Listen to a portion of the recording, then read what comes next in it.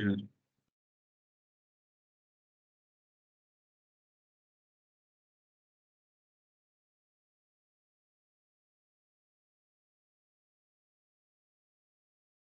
Is the screen visible?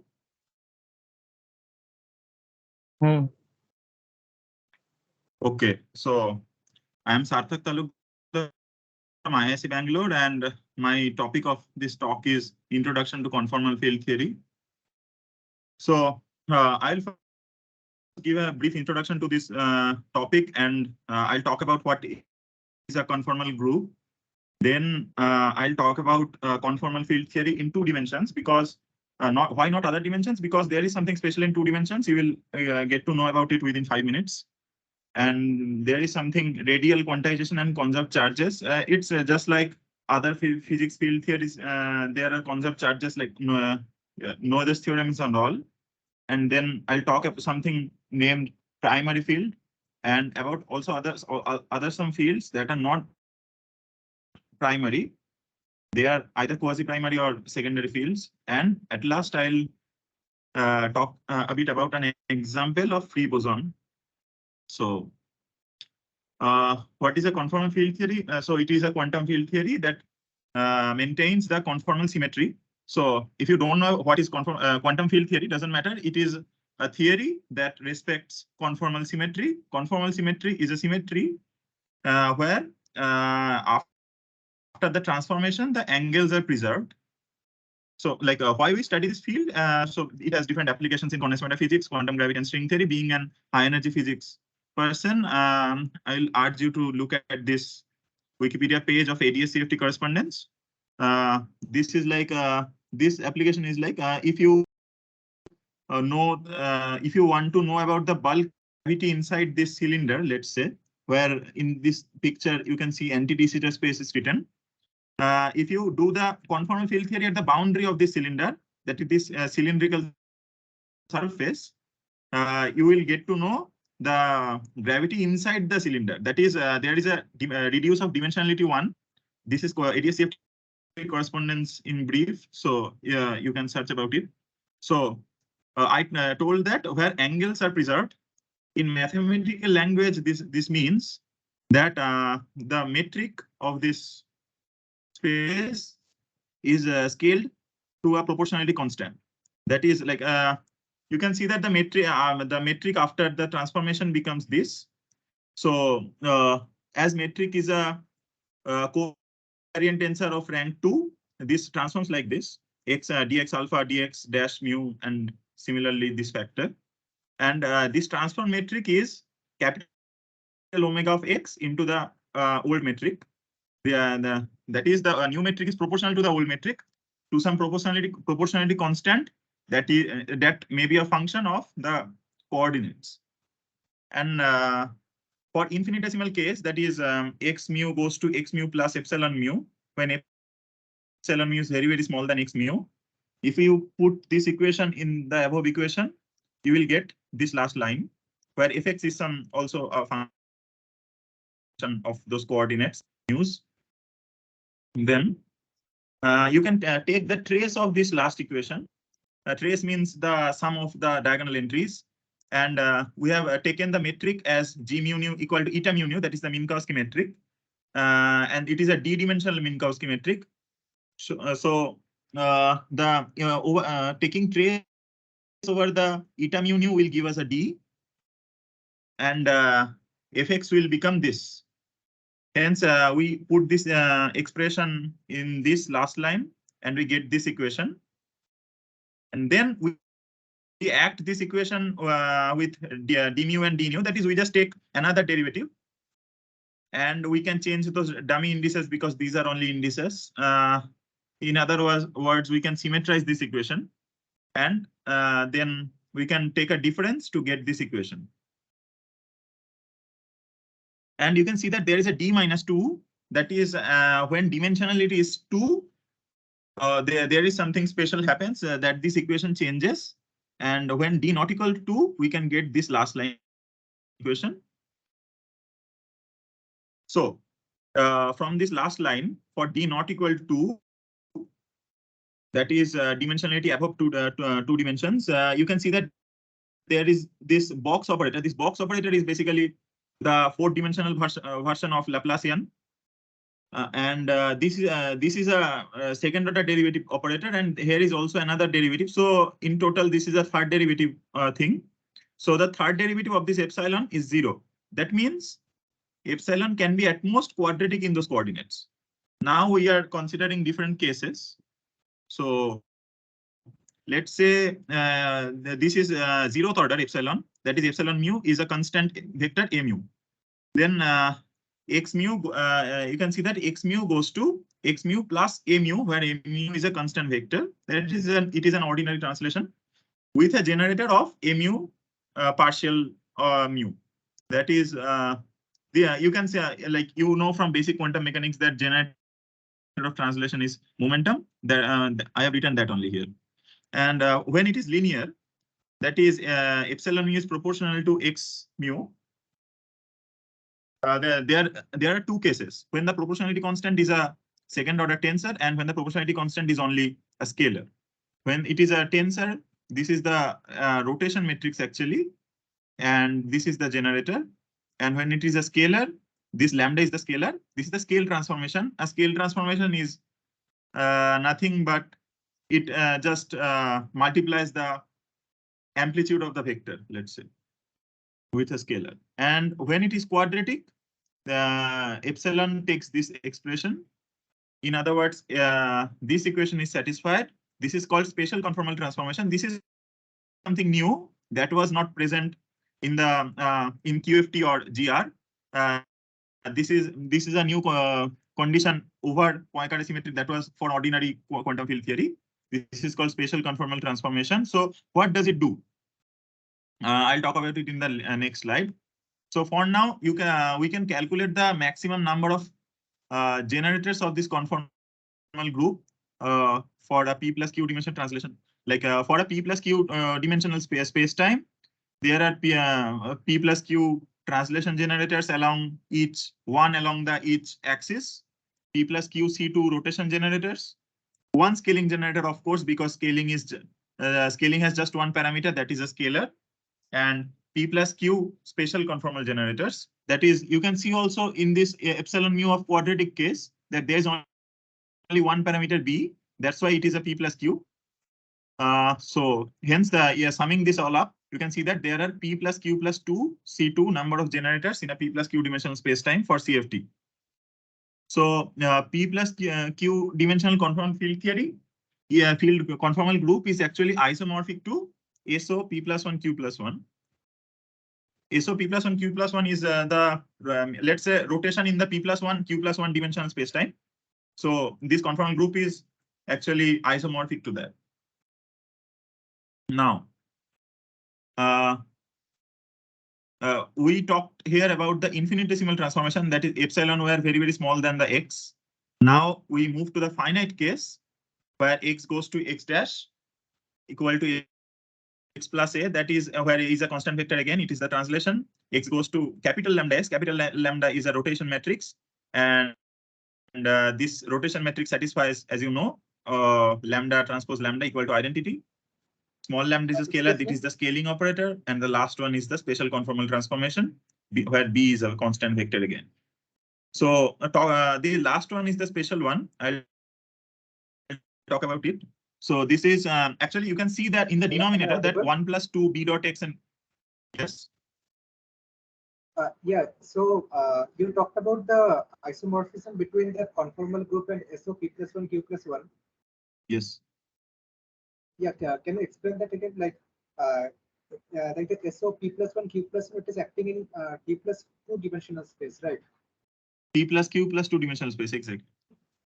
Yeah, t plus 2, and this conformal group that we're talking about is acting on t plus 2, that is d-dimensional space. So how did you actually prove this isomorphism? I mean, is it trivial? I told it because the number of generators are same for an SO n1 comma n2 dimensional space time. The number of generators is n1 plus n2 C2. Yeah. So Okay, here you can see that for SO P plus 1 Q plus 1, it is P plus Q plus 2 C2, right? Okay, and the algebra between them is also same,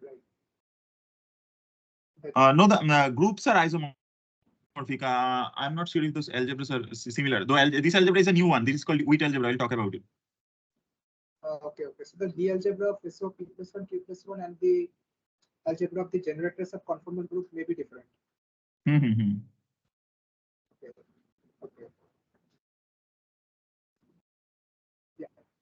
So in the special conformal transformation, when the denominator is 1, this gives a surface, and this transformation does is all those points that are inside the surface, it maps it outside that surface, and all those points that are outside that, it maps it to inside. You can actually, I have written it down here, and it can be simplified to this expression: x goes to x by 1 plus bx. You can see that it is actually an inversion followed by a translation followed by an inversion. Inversion is just x goes to 1 by x. And so, like, you can take the you can check it that it is actually inversion followed by a translation followed by an inversion. And also now we transform our work to the complex plane. We use z instead of x, and all these parameters we will consider now as complex. Then in this second and third operation here, you can see that the second is the rotation and third is the scaling with a real scale. Those two can be combined together by to multiplication by a complex scalar, because complex multiplying by a complex complex scalar, I mean by a complex constant. So multiplying by a complex constant, it means that all together, we are scaling the amplitude and also rotating it by some angle. That's why we can combine it to a single one. Z goes to AZ, where A is complex. Then these all operations can be summarized in this: Z goes to AZ plus B by CZ plus D, where all these parameters are complex, and AD minus BC is 1. That is the element of this metric is just 1. And this is the transformation matrix. This group is called SL2C. This is the conformal group. So now you saw before that there is something special at D equal to 2 because this term goes away. So we'll talk about conformal field theory in 2D now. So when it is D equal to 2 and the metric is actually just 1001, then from that equation, from this equation number 1, we'll get these two conditions. And these two conditions are actually the Cauchy-Riemann condition. That is the condition for analyticity of a complex function in the complex plane. So we can write epsilon1 and epsilon2 as a real and imaginary part of a complex function altogether. That is epsilon z equal to epsilon1 plus I epsilon2. In the complex coordinates, z equals to x1 plus I x2.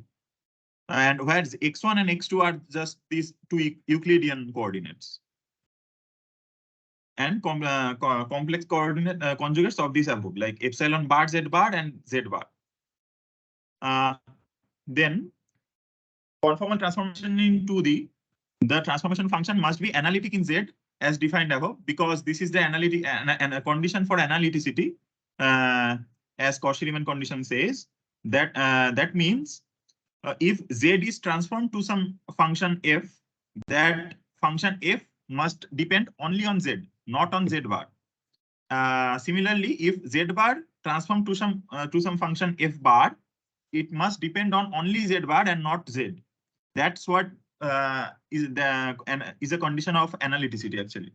The holomorphic means only Z and anti-holomorphic is Z bar. The holomorphic function should be dependent only on the holomorphic variable and vice versa. So now we defined Z equals to x1 plus I x2 and Z bar as x1 minus I x2. this Euclidean metric becomes Z dz dz bar, and we take Z to Fz and Z bar to F bar Z bar. Then this metric becomes this. You can see that there is this proportionality constant that is exactly the condition for conformality, where omega is this del F del Z square. For coordinate infinitesimal coordinate transformation, again this epsilon, as this F is analytic, as we discussed in the previous slide. This should be this can be Laurent expanded around Z equals to 0. Laurent expansion, if you don't know what it is just something similar to, let's say, Taylor expansion. So it can be Laurent expanded around Z equals to 0 to get this. We can Laurent expand epsilon Z to this summation expression and its complex conjugate, and the generator for this mth term means if this inside this summation is Lm, and for the complex conjugate it is Lm bar. These are the expressions for them, and you can check that it is perfectly trivial to check from here that these commutation relation. These relations define the Witt algebra. This is the algebra that the conformal field theory in 2D satisfy. And now you can see that the generators for the Lm are the holomorphic generators and Lm bar are the anti-holomorphic generators. So you can see that they satisfy exactly same relation. So they are actually identical algebra, but they commute with each other. Ln bar for any m and n is 0. So they are also they commute with each other. So local conformal algebra, actually this total algebra is actually the direct sum of the algebra given by this holomorphic thing and this anti-holomorphic thing. The second conclusion is, as we can see that these two algebra commute, they are independent of each other. Hence, for now, we will treat Z and Z bar as independent coordinates.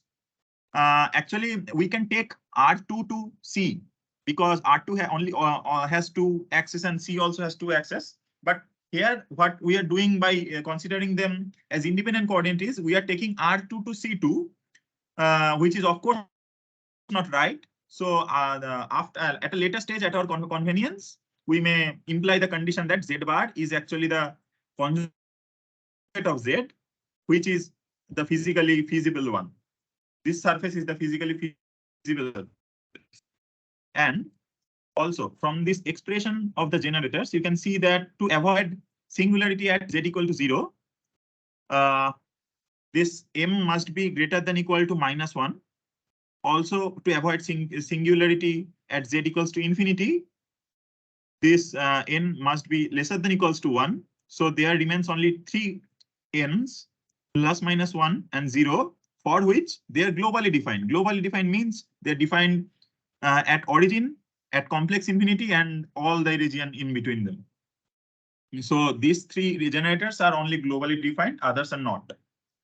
Hence, for n equal to 1, this generator is this. For n equal to 0, this is this, and n equal to, sorry, this is -1 in the first line. There's a typo. And n equal to 1, this is this. So n equal to -1 case, minus del Z, this is the generator for translation along Z.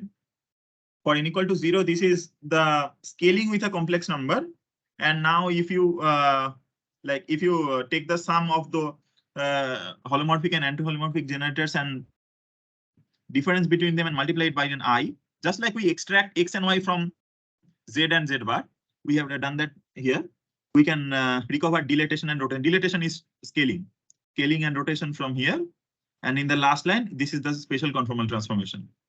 So as these are the 3 transformations only that are globally defined, these are called global conformal transformations.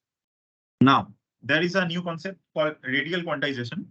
So in this Euclidean space that we are working in, define 2 complex coordinates, zeta and zeta bar, as sigma 0 plus minus sigma 1.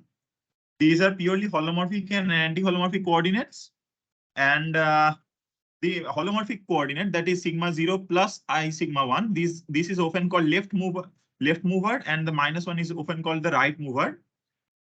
This nomenclature is because in a special relativity case, we or in a classical mechanics, we say that x minus t, if a wave function is a function of, if a function is a function of x minus t, that is moving towards the positive spatial coordinate, and if it is x plus t, it is moving towards the negative spatial coordinate.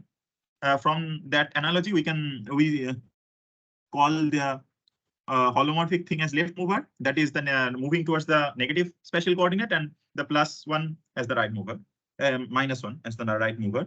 Now we will compactify the space coordinate.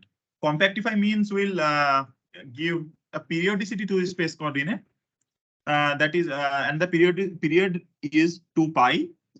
Hence, this coordinate becomes a cylinder, but the time coordinate remains infinite. Hence, all the flat space time now becomes a cylinder. Now we do this conformal map, that is zeta goes to z, z equals to exponential of zeta. Then this is a complex number, of course, and the amplitude of this complex number is exponential of sigma naught, and that is r, and the angular part is exponential I sigma I sigma 1. And actually, what this does is it maps the cylinder to the complex plane. And from here, you can see that as sigma 0 is the time coordinate, an equal time surface becomes a circle with infinite past and future at origin and complex infinity respectively. As time reversal, I mean taking time to minus of the t to minus t, that is sigma naught to minus sigma naught. From this definition, you can see that it becomes, we are taking actually z goes to 1 by z conjugate. This is the way we do time reversal in this system. And time translation becomes dilatation on complex plane. As constant time surfaces are here, circles with constant radii. If we want to translate it along time, we are just changing the amplitude of the complex vector. And this is time translation is the dilatation on complex plane. Dilatation means only changing the amplitude. So generator for dilatation is Hamiltonian for the system. The Hilbert, why Hamiltonian? Because Hamiltonian is the generator for time translation. The Hilbert space is built, the constant time Hilbert space is built upon a circle. Any question till now?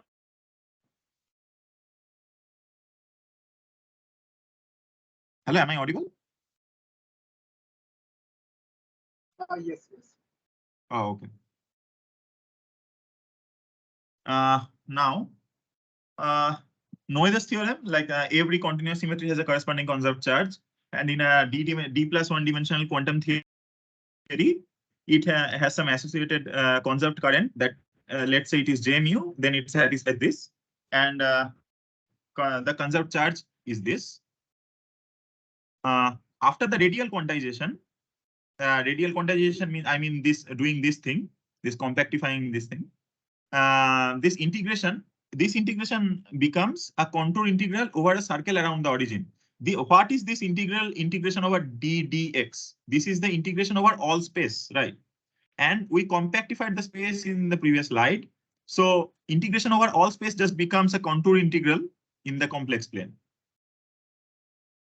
Now applying conformal. Now, how do we apply conformal transformation over a field?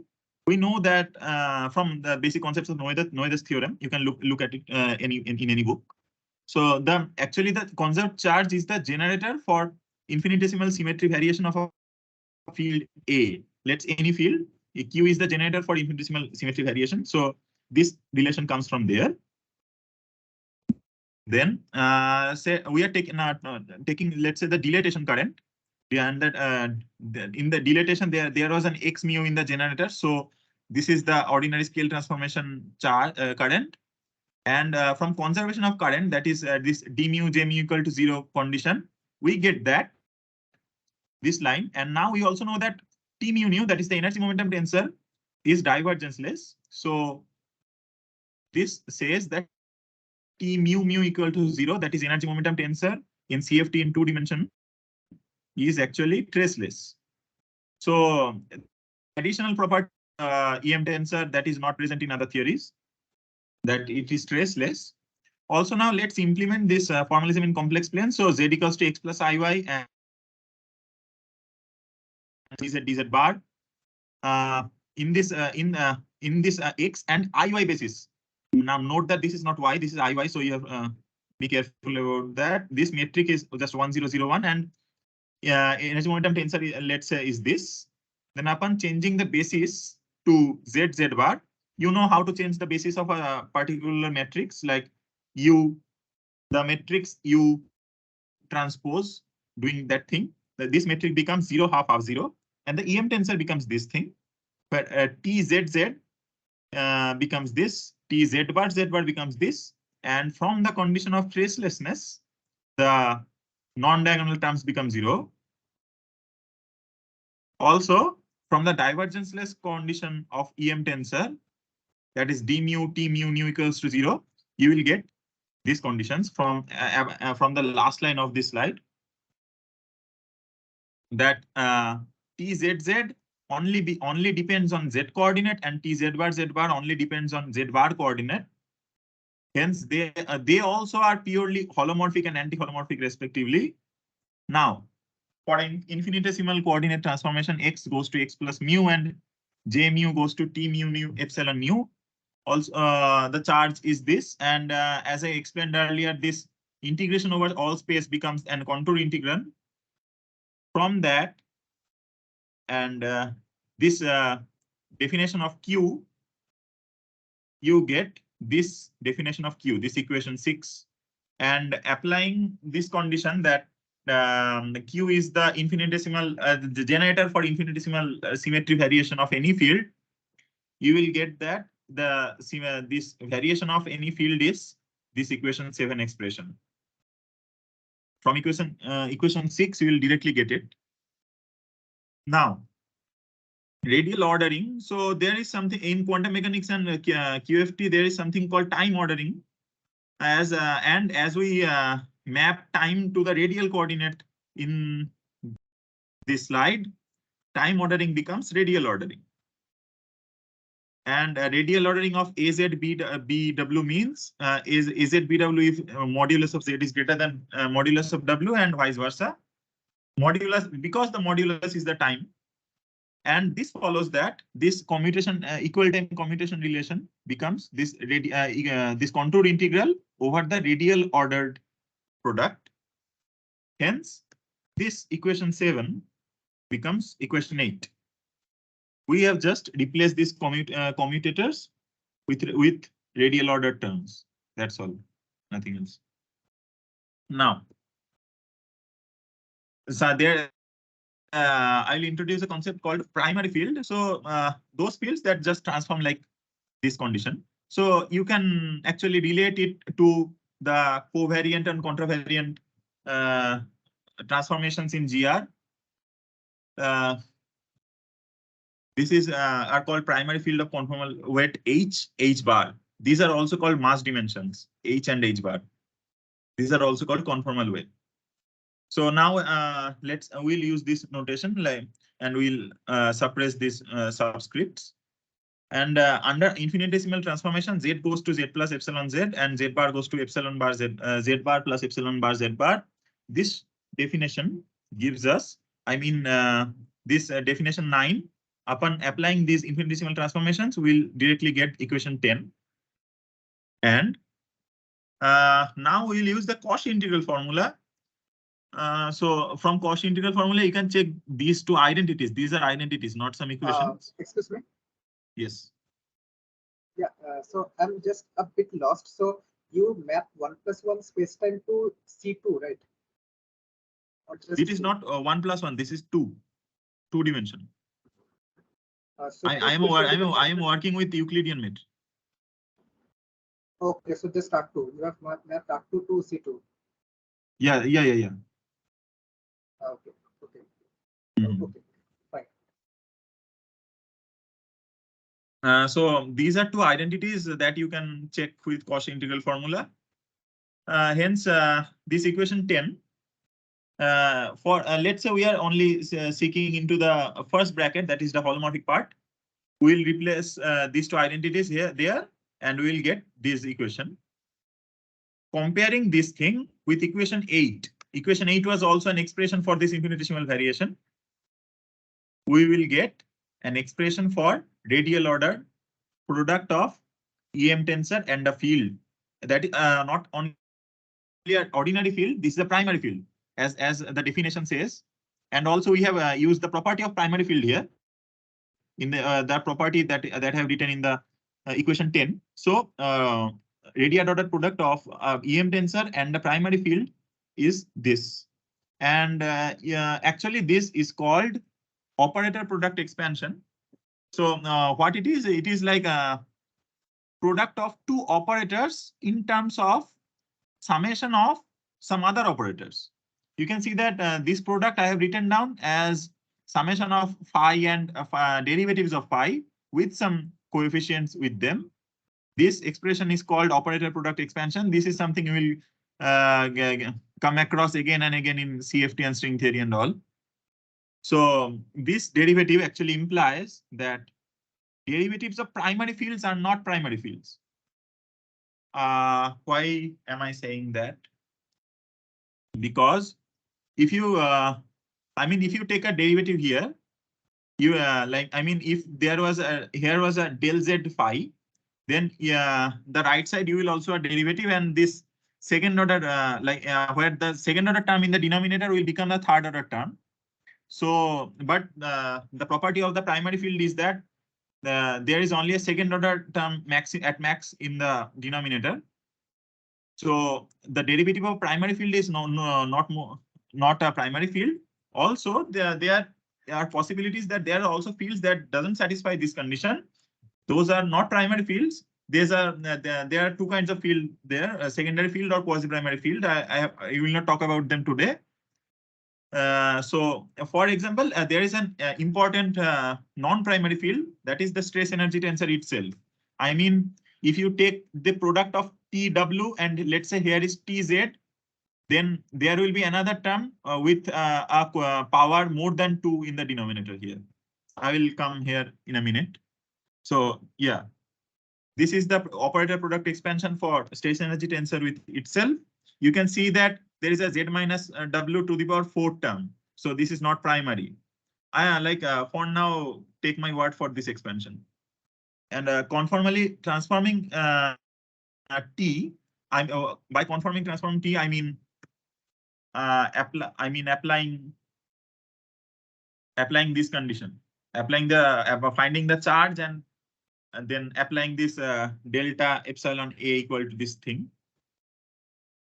Conformally transforming T will give you the infinitesimal variation of T as this expression. Applying Cauchy integral formula again term by term for the z minus w to the power 4, 2, and 1, you will get this expansion. This is an important equation actually. So what is the C here in the equation 12? This is called central charge for the conformal field theory. And as you see, if central charge is 0, then this is only a primary field. If central charge is not 0, then it is non-primary. Also, from this equation 13, if you integrate it, you will get that TZ goes to this. Now, in the RHS, the first term is the primary field term only. The second term is the addition that is not in the primary field definition. This C here is the central charge, and if C is 0, it is primary, and if C is not 0, then S can also be 0. This S is this large expression. This is called Schwarzian derivative. If S is also 0, then it can also be primary, but not necessarily primary because C cannot be 0. So it can be observed that when central charge vanishes, the transformed field expression is same as primary fields. And later we will see that there is no non-trivial central extension for global conformal transformation. Global conformal transformation, remember that I talked about n equal to plus minus 1 and 0. They are the only generators that were globally defined. So they doesn't have any non-trivial central extension to the Witt algebra. So for them, Schwarzian derivative has to be 0. Now, this is the example, free boson.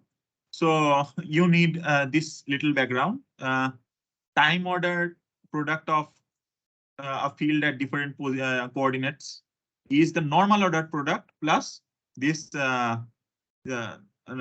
average. So like a normal ordered product, if you don't know what it is, you don't need to know what it is right now. For like if there are three fields inside the time ordered product, it can be expanded like this: the normal ordered product plus term by term thing. And I will use these two things. Everyone with me right now? Am I audible? Yes. Any question is there?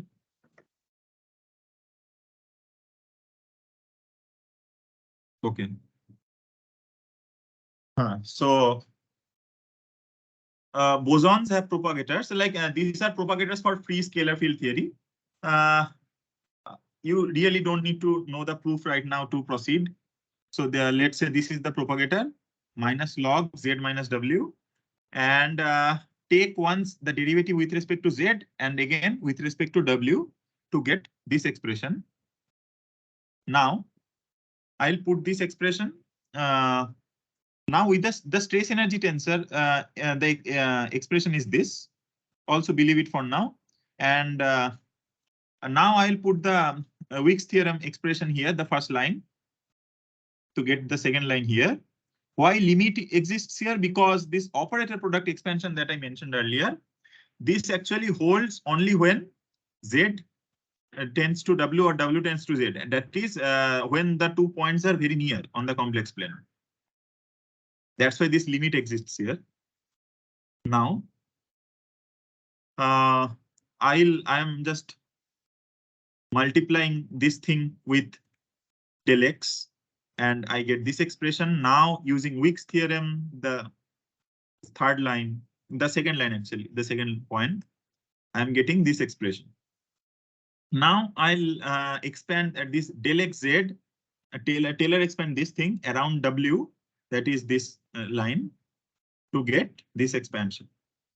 And now you can compare this with the operator product expansion for a primary field. For primary field, the operator product expansion was this thing, where you can see that there is a h here, and what we have just got in terms of instead of h, there is a 1. That is, for free bosons, the scalar field, the derivative of the scalar field is a primary field of mass dimension 1.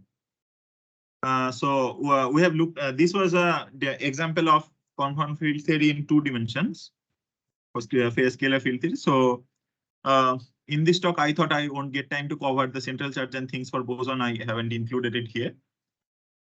So thanks. Is there any question?